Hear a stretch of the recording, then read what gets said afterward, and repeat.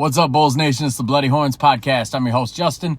Let's get into it, man. So before we get into these 5 keys to victory against the Orlando Magic tonight, I just got to say, man, it's time to get over the trade deadline, guys. Nothing we say is going to change it. It came, it went, we're disappointed, we're upset. It's cool, but it's over now. This is our basketball team for the rest of the year. So there's a lot of people who are like, oh, I'm never watching a Bulls game the rest of the year. I'm never buying their merchandise again.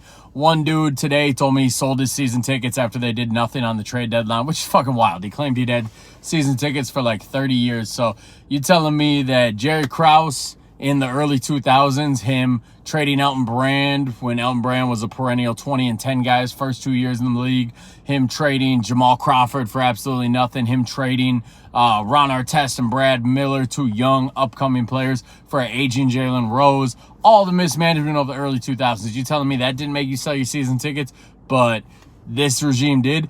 You telling me that 2007-2008 team that the year before had beat the defending champion Heat, but then Scott Skiles fucked it all up that next year and they were one of the most unhappy teams you ever saw take the court in the NBA's history? You telling me that didn't make you sell your season tickets, but this did? You telling me that trading away Derrick Rose, trading away Joakim Noah, giving away Taj Gibson, you telling me that didn't make you sell your season tickets, but this did? You telling me that Garpax saying they were going to go young and build around Jimmy Butler only to bring in 57-year-old Dwayne Wade and 45-year-old Rajon Rondo, that didn't make you sell your season tickets, but this shit did? You telling me the 4 years between that 3 Alphas era until we signed Lonzo and DeMar DeRozan, those 4 years where we averaged 22 wins a game and there was no hope in sight, and we had Jim Boylan, who's maybe the worst coach the NBA has ever seen? You telling me that didn't make you sell your season tickets, but this shit's making you sell your season tickets? Get the fuck out of here, man. Come on. People being way too dramatic about this. Yeah,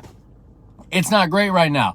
I'm on Twitter sounding like I'm defending AK. I'm not defending AK. I think what he's done is atrocious. I think it's borderline malpractice. Not an AK defender. I'm just saying, guys, if you've been a fan as long as I have, and I've been a fan since the 96-97 team, I've rode the ups, I've rode the downs. You know, I always say I was going to school when I was like 12 years old wearing a Jalen Rose jersey because I was a Bulls fan. I didn't know any better. So I've been a fan through it all, man. And if you've been a fan for a while, you've been a fan through it all, you know that, yeah, it ain't great right now, but it's been worse. It could be worse. And someday it probably will be worse. So calm down. Everybody just calm down. Trade deadline came and went. We didn't do anything. It sucks. Get over it. Enjoy watching Kobe White for the rest of the year. That's the advice I can give you guys. But let's get into these 5 keys to victory, man. So key number 1, we got to keep Paolo Banchero off the free throw line. Paolo, if I made a list of top 5 guys I would want for the next 10 years, I don't know, man. I'm not going to be super crazy and say I'd take Paolo number 1, but I would take him top 3. I would take him over Anthony Edwards, I'll tell you that much.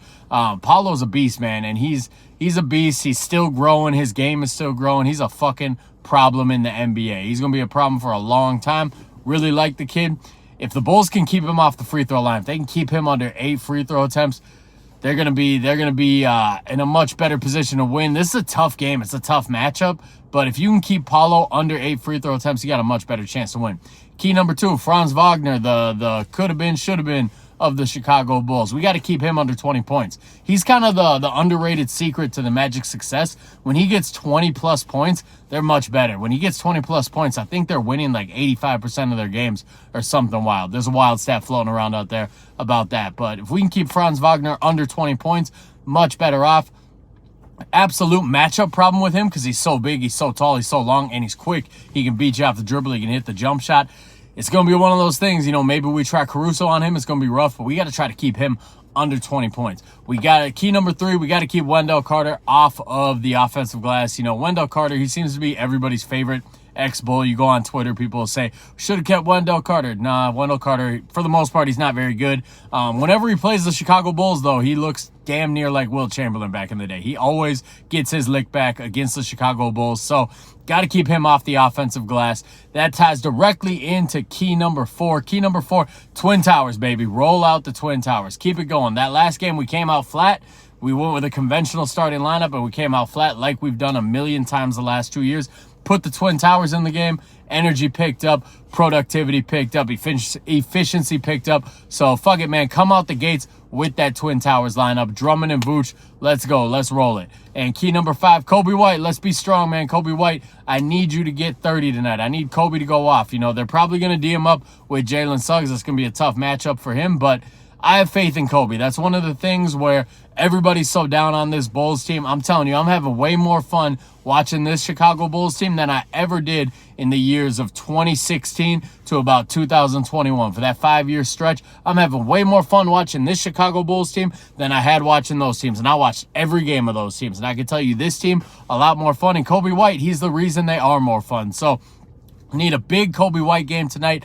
30-plus points from the dude. Let's see it, man. It's one of the last games before All-Star break. Let's see it, Kobe. Let's do work. So those are the keys to victory tonight. If you guys aren't following on social media, the handle's the same as this page, at Horns Bloody, Twitter, TikTok, YouTube, Instagram. Give me a follow.